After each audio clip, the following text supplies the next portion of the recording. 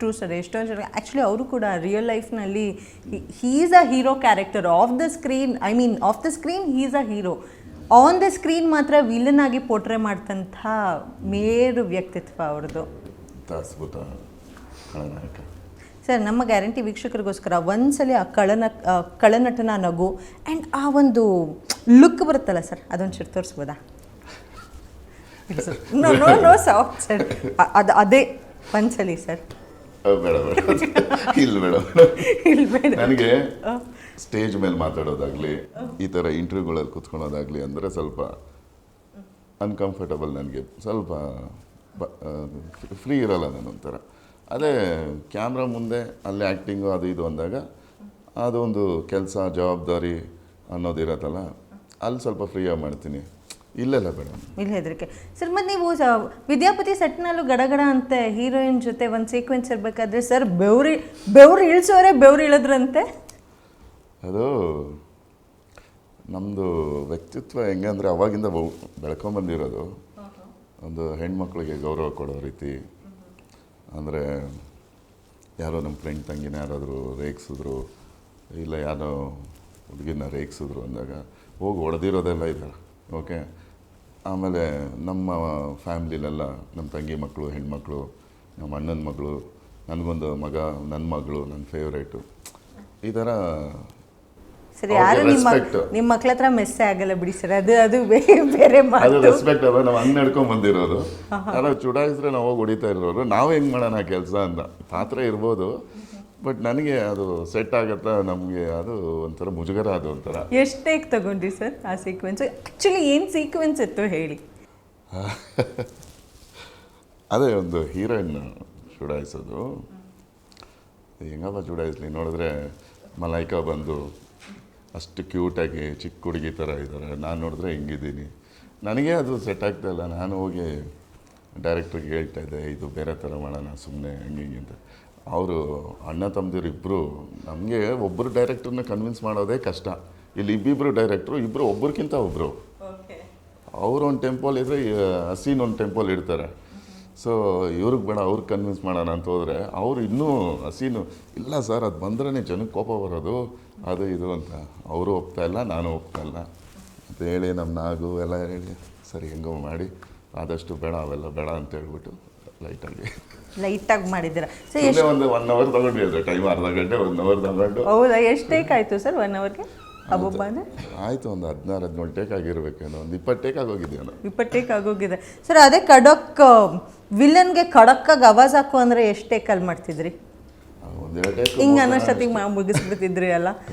So ಈ heroines ಜೊತೆ ಆದರೆ ಸ್ವಲ್ಪ ಕಷ್ಟ ಆಗುತ್ತೆ ಅಂತ ಹೇಳ್ತಾರೆ ಸರ್. ಆಫ್ಟರ್ ನೀವು ವಿಲನ್ ಆಗಿ ಕಾಣಿಸ್ಕೊಂಡಾದ್ಮೇಲೆ ಪರದೆ ಮೇಲೆ, ಸೊ ನಿಮ್ಗೆ ಯಾವುದಾದ್ರೂ ಒಂದು reaction of a audience, madam ಆ ರಿಯಾಕ್ಷನ್ ನಾನು ಯಾವತ್ತೂ ಮರೆಯಲ್ಲ ಅನ್ನೋವಂಥ ಇನ್ಸಿಡೆಂಟ್ಸ್ ಏನಾದರೂ ಆಗಿದೆಯಾ? ಪಬ್ಲಿಕ್ನಲ್ಲಿ ನೀವು ಓಡಾಡಬೇಕಾದ್ರೆ ಯಾರಾದರೂ ನಿಮ್ಮನ್ನು ಗುರ್ತಿಸಿ ಮಾತಾಡಿರೋದು, ಅಥವಾ ನೀವು ವಿಲನ್ ಕ್ಯಾರೆಕ್ಟರ್ ಮಾಡಿದ್ದು ನೋಡಿ ಸೀರಿಯಸ್ ಆಗಿ ತೊಗೊಂಡು ನಿಮ್ಗೇನಾದರೂ ಅಂದಿರೋದು, ಆ ಥರದ್ದು ಏನಾದರೂ ಆಗಿದೆಯಾ? ಆಗಿದೆ.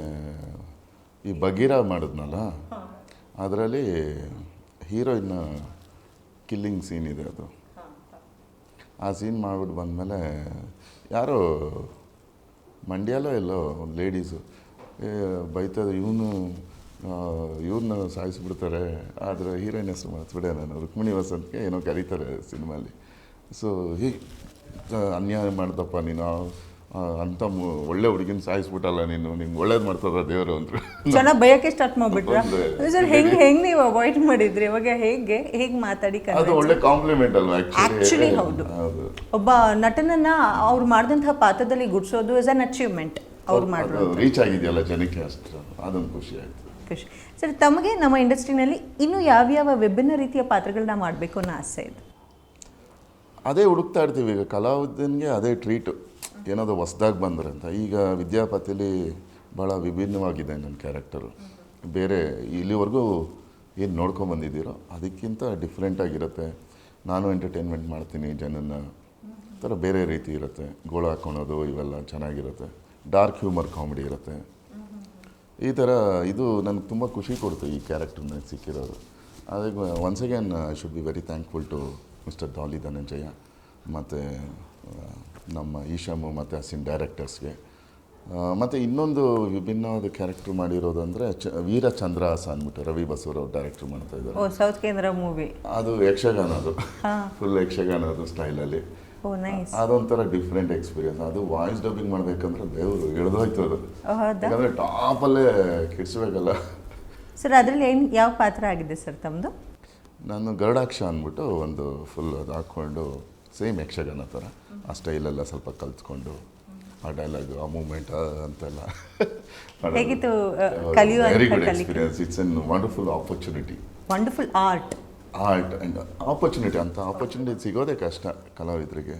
ನನಗೆ ಈ ಮಾತು ಬಂದು ಇಟ್ಸ್ ಎನ್ ಆಪರ್ಚುನಿಟಿ ಅಂತ ಹೇಳಿ ನನ್ನ ಮೈಂಡ್ ಸೆಟ್ ಚೇಂಜ್ ಮಾಡಿದವರು ಶಿವಣ್ಣವರು ಅದರಲ್ಲೊಂದು ಪಾತ್ರ ಮಾಡಿದ್ದಾರೆ. ಓ ವೆರಿ ನೈಸ್. ವೀರಚಂದ್ರಹಾಸಲ್ಲಿ. ಸೊ ಅವಾಗ ಆ ಬೆಂಕಿ, ಆ ಫೈರೆಲ್ಲ, ಆ ಸ್ಮೋಕ್ ಎಲ್ಲ ಹಾಕ್ಕೊಂಡು ಅವರು ಅಷ್ಟು ವೆಯ್ಟು ಇರೋ ಡ್ರೆಸ್ಸು ಮಾಡ್ತಾಯಿದ್ರು. ನಾನು ಕೇಳಿದೆ, ಅಣ್ಣ ಏನು ನಿಮ್ಗೆ ಕಷ್ಟ ಆಗ್ತಾಯಿಲ್ಲ ಅಂತ.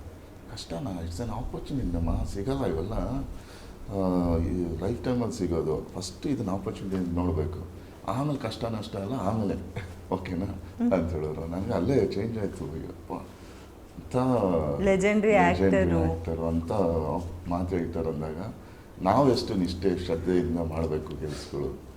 ಎಸ್